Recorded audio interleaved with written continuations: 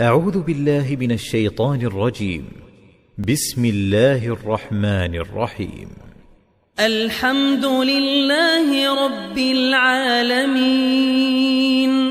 الرحمن الرحيم، مالك يوم الدين. إياك نعبد وإياك نستعين، اهدنا الصراط المستقيم، صراط الذين أنعمت عليهم غير المغضوب عليهم ولا الضالين.